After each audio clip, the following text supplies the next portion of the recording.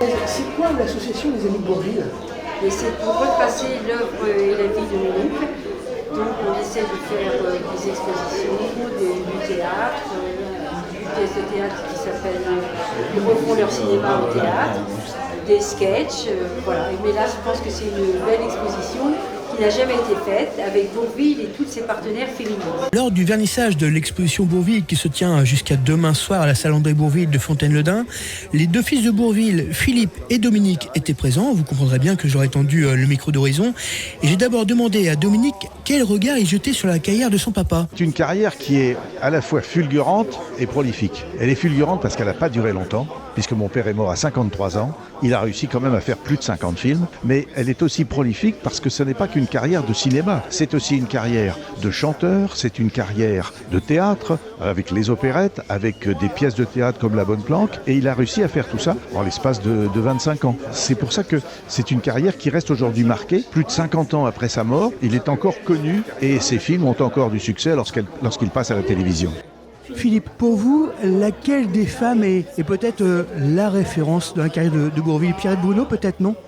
Je pense qu'il faut parler au pluriel. La première, je pense, c'est Annie Cordy qui l'a accompagné dans ses opérettes. Parce que il a travaillé de plusieurs façons, à la fois sur les planches, au cinéma, à la chanson, ce qui l'a fait connaître au début des années 50, c'est l'opérette. Et sa compagne de jeu, c'était Annie Cordy. Et je crois que l'entente entre eux était une entente très, très profonde, très sincère et qui a duré dans le très long terme. Même lorsque mon père n'a plus fait d'opérette, il a continué à voir Annie Cordy. Et ensuite, il y a eu Michel Morgan.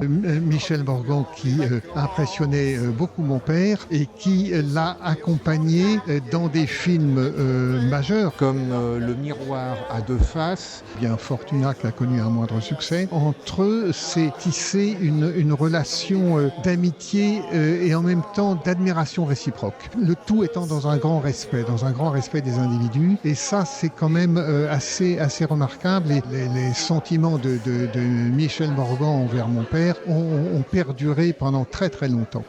Bonsoir, monsieur Ludo, de Radio Horizon.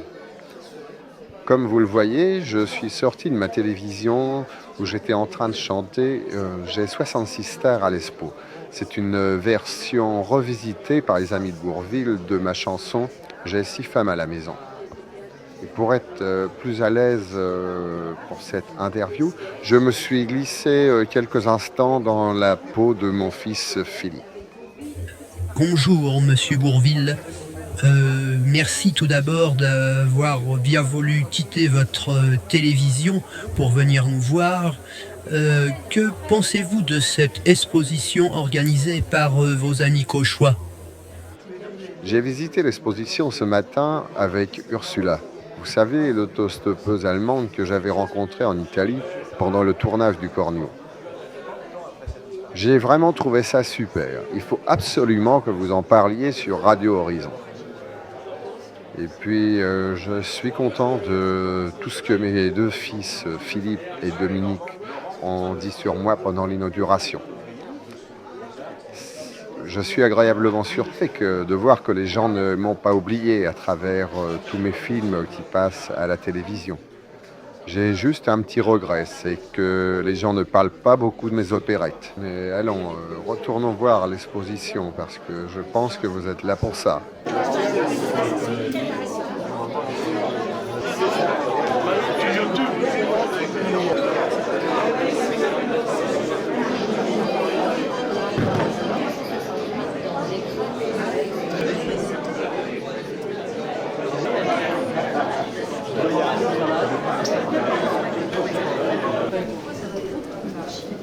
Bonsoir à tous. Je vous remercie d'être venus pour l'inauguration de cette exposition consacrée non seulement à André Bourvil, mais aussi à la plupart de ses partenaires féminines dans les films et également opérettes. Cette exposition a pu être réalisée grâce à la collection initiale de Gérard Frat, que Laurent Lenormand a su faire fructifier, ainsi que notre ami belge Vincent Tréguinon depuis près de 30 ans. Je remercie tous les bénévoles de l'association qui ont permis l'organisation de cette manifestation, ainsi que la municipalité de Fontaine-le-Dain, qui nous a gracieusement accueillis dans cette salle. Monsieur Lheureux est excusé, qui est président de la Comcom, il est à un mariage pas très loin d'ici. Je remercie entre autres le club philatélique de Dieppe qui participe également à cette exposition. Le timbre que vous pouvez voir a été conçu par Denis Leméteil, qui par ailleurs a réalisé la vidéo que vous pouvez voir tout au long de l'exposition. Vous y verrez Bourvil et ses partenaires grâce à l'intelligence artificielle. Je salue aussi la présence de Monsieur le maire de Montainville, Monsieur Martin Héry, qui nous accueillera en 2026, le 6 septembre, dans sa commune. Merci d'avoir fait le déplacement. Dans les 2025. Pardon, je fais une confusion parce que dans les années 2026, je suis à vous, Monsieur François Garel. Monsieur François Garel nous accueillera donc dans le cadre de son association Pigeon d'Art à Gonneville-la-Mallet, donc le premier week-end de septembre, et merci d'avoir fait le déplacement. Alors je vais finir par remercier également mes cousins, Dominique et Philippe Rameau, pour leur présence, et je leur laisse la parole. Des remerciements tout d'abord à tous ceux et toutes celles qui ont élaboré cette exposition. D'une part, les collectionneurs, M. Frasse, M. Lenormand, des pièces, des documents qui sont rares, du cinémonde que l'on voit assez rarement, des photos qui sont relativement exceptionnelles, et puis un rappel, une organisation de l'exposition qui n'oublie quasiment personne et met en lumière toutes les partenaires féminines de mon père. Des remerciements aussi à tous ceux qui ont fait le travail, c'est-à-dire l'association des Amis de Bourvil, et tout particulièrement au vidéaste, monsieur Denis Leméteil, qui est en face de moi, et à la présidente de l'association, ma cousine Gervaise, mais aussi à tous les membres de l'association, parce qu'ils ont beaucoup travaillé pour faire cette belle démonstration. Remerciements aussi à la philatélie de Dieppe, qui a su produire ce timbre très original et qu'on va tous garder en souvenir de cette manifestation. Et puis des remerciements au maire de Montainville, qui est en face de moi, et à M. Boulard, qui n'est pas encore ici, mais qui va sans doute venir, qui est le maire de Bourvil. Ah, ben, M. Boulard, excusez-moi, M. Boulard, que vous n'avez pas vu. Et peut-être que des liens vont se tisser entre ces deux communes, on le souhaite vivement.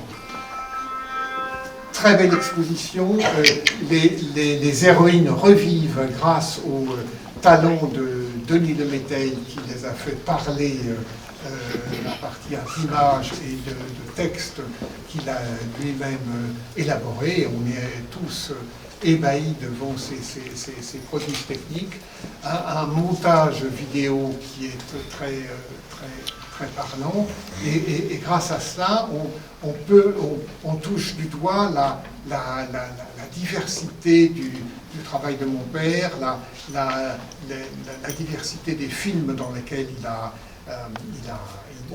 joué, qui vont de films dramatiques comme La Traversée jusqu'à ces grands films comiques comme Le Cornio ou La Grande Vadrouille. Et on a, grâce à ce travail, un panorama qui est très instructif de l'ensemble de son œuvre cinématographique.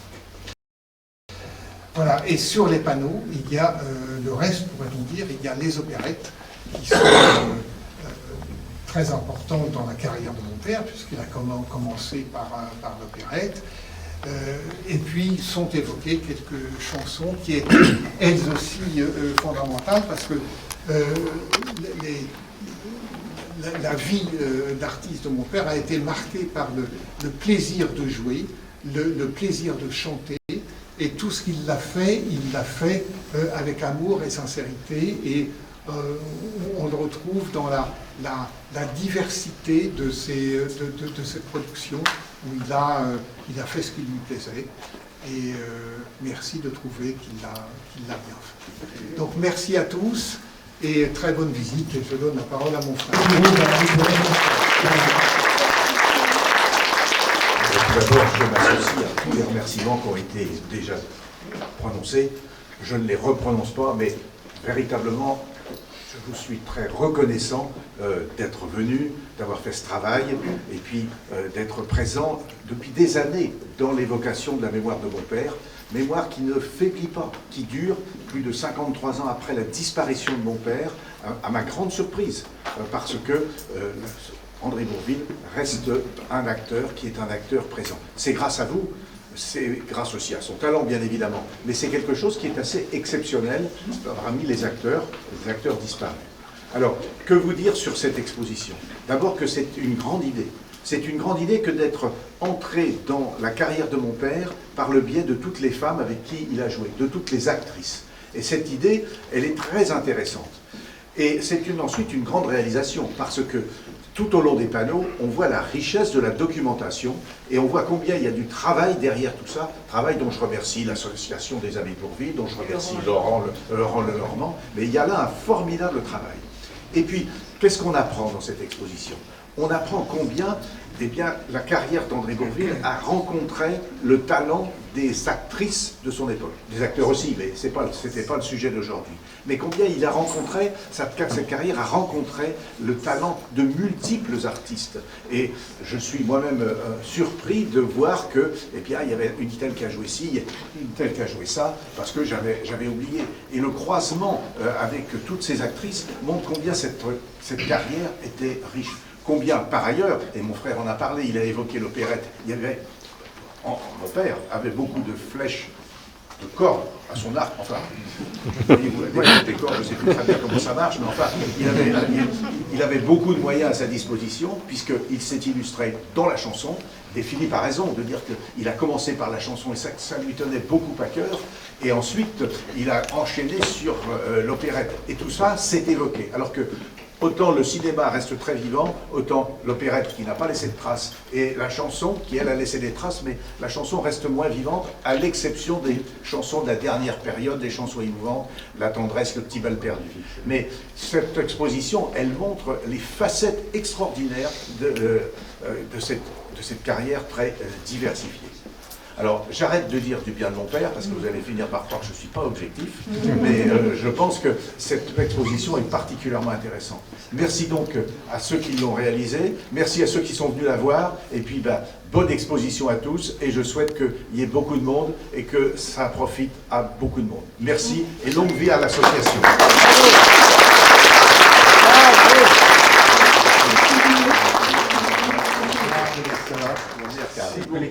Pièce de collection aussi, qui est vendu uniquement ici, voilà, sur pendant la manifestation, sur le bureau, voilà,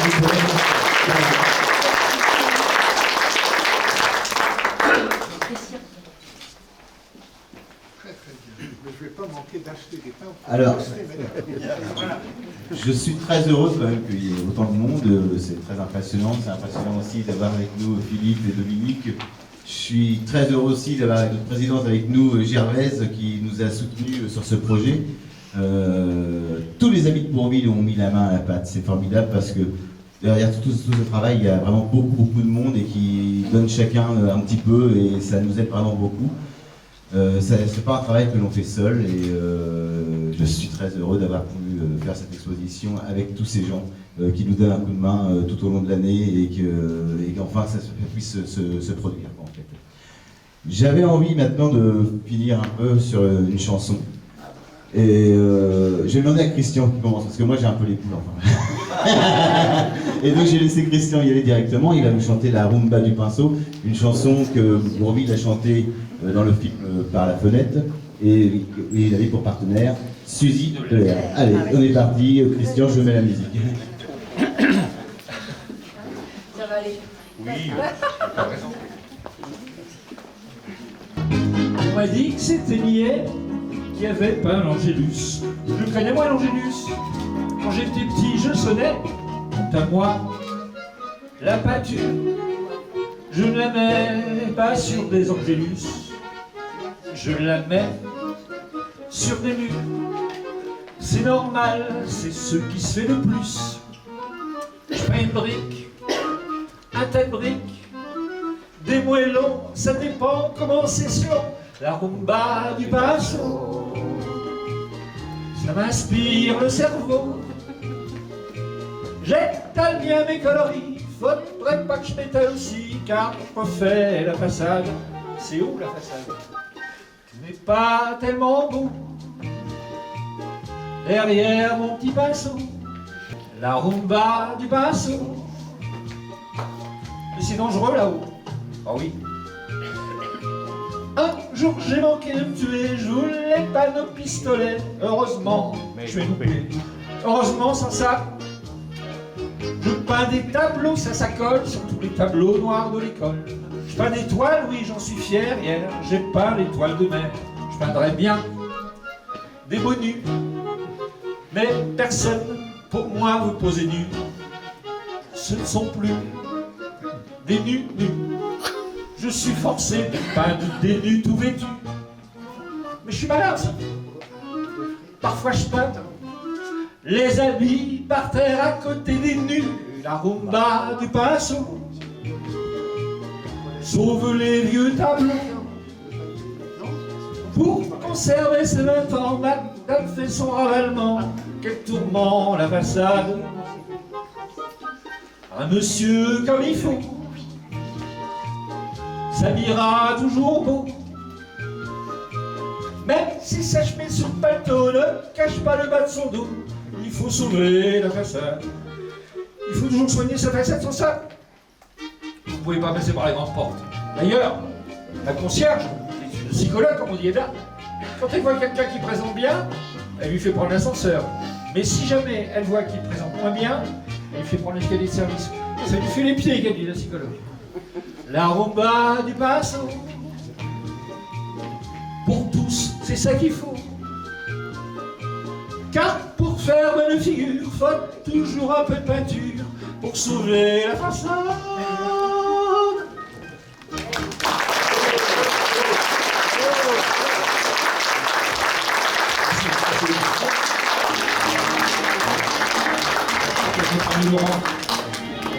Mademoiselle, vous êtes celle dont les yeux sont les plus beaux. Ils me ravissent, ils me réjouissent. Ils sont bleus comme le ciel quand il fait beau. Bleu comme le ciel quand il fait beau. Vous avez l'idée, c'est Michel Morgan, évidemment. Ouais, mais s'il pleut aussi. Ben, s'il pleut, ben, ils sont bien bleus quand même. C'est pour ça que je les aime. Car avec des yeux bleus, on doit voir en bleu, c'est sûrement beaucoup mieux. Je voudrais avoir les mêmes pour la celle que j'aime. On se passerait un peu la main dans... Non, je me sens pas. On serait heureux. Ah, ah, ah, ah. Ma jolie blonde s'appelle Edmonde et sa blondeur m'émerveille. C'est une blonde unique au monde. Ses cheveux sont blonds comme les blés au soleil. Blonds comme les blés au soleil. Marie Dubois, ça vous dit quelque chose? Ouais, mais s'il fait nuit aussi. Ah bah, s'il fait nuit, ils sont bien blonds quand même. C'est pour ça que je les aime. Des beaux cheveux de lin et qui frisent en brun. Et c'est ça qui fait bien. Je voudrais avoir les mêmes pour la celle que j'aime. On se passerait un peu la main dans les cheveux, il semble qu'on serait heureux. Ah, ah, ah, ah. Son cœur s'enflamme, c'est une femme, doux comme un fourneau qui brûle. C'est incroyable, c'est formidable. Son cœur est aussi chaud que la canicule. Là, c'est pour Jeanne. Oui, bah oui, c'est la femme de ma vie. Aussi chaud que sa canicule. Mais s'il gèle, s'il gèle, eh ben, il est bien chaud quand même. C'est pour ça que je l'aime. C'est comme un petit volcan qui fuse tout le temps, il doit faire chaud dedans. Je voudrais avoir le même pour la celle que j'aime. On aurait bien souvent, très bien souvent, le sentiment très grand. Ah, ah, ah, ah, ah.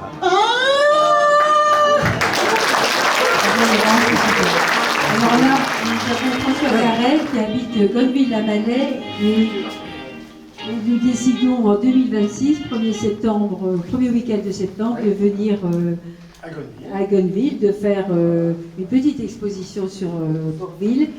Et il va vous montrer quelque chose de sa réalisation. Puisqu'on fait l'inauguration du timbre, j'ai pensé qu'on pouvait faire un grand timbre.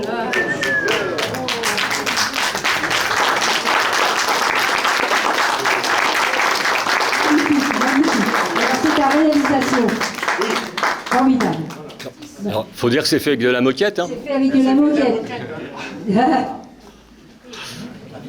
Bravo, bravo, magnifique. C'est magnifique. Maintenant, je vous invite tous à boire à Pau.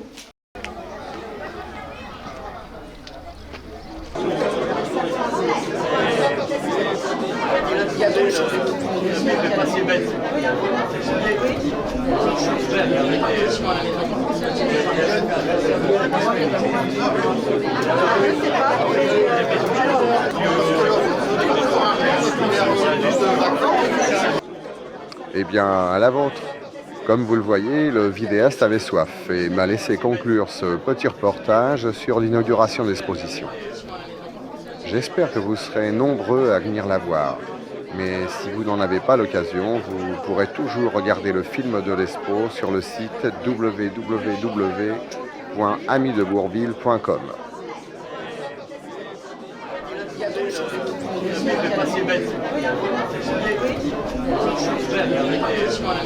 C'est